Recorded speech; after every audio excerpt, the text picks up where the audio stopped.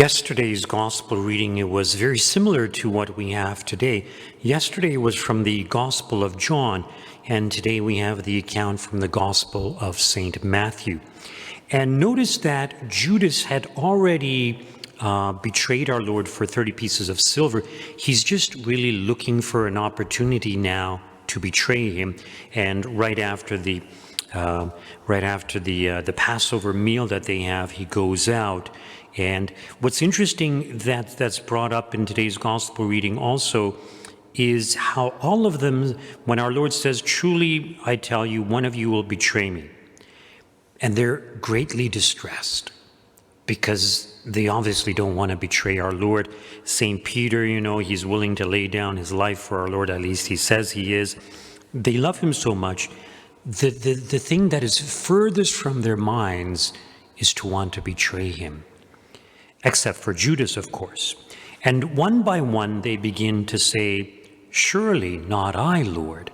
And this is a sign of their humility. So yes, previously they had been proud, arguing who's the greatest and things like that. But now they acknowledge that they're capable of sin, perhaps even capable of betraying our Lord. So one by one, they say, "Surely not I, Lord."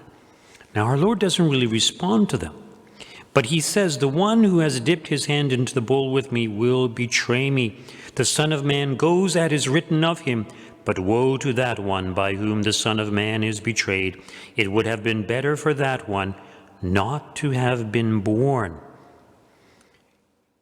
And Judas is sitting right there. Judas, in response to all of this, says, "Surely not I, Rabbi." And our Lord responds, "You have said so."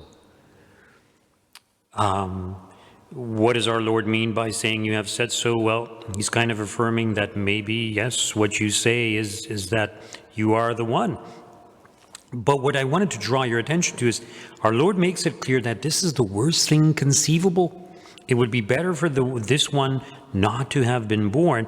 And Judas knows that he's betraying our Lord, and it's kind of like he doesn't hear. He doesn't understand. It doesn't register with him. And the danger is that sometimes we are like Judas. I mentioned this before.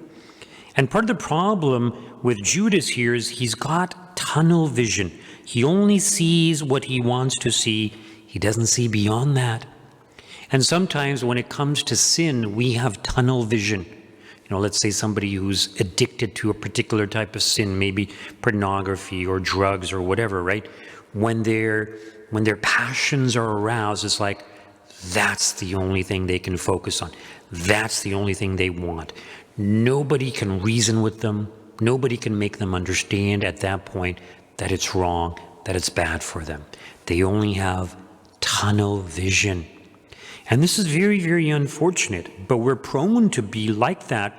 And if we take into consideration that the evil spirits can intensify our addictions or intensify our attachment to things or intensify our desire for them, in other words, they can tempt us.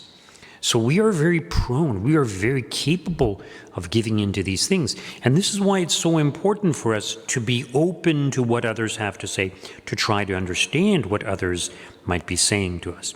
Now imagine, here's Judas. He spent so much time with our Lord. He had witnessed his miracles, his ability to escape any and every trap. Like he must have known, he must have believed that Jesus is the Messiah. But for various reasons, he decides he's going to betray him. Some say maybe he thought, well, if I hand him over to the Jewish authorities, maybe he'll, manifest his power to him and get everybody on board. Who knows? It's all speculation as to why Judas did it. But the point is, he wasn't listening to our Lord.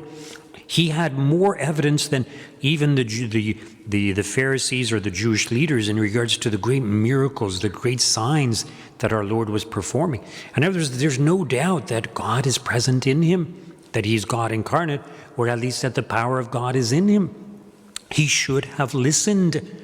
And so often we kind of kick ourselves. I should have listened. I should have been, more careful. And we sometimes do foolish things.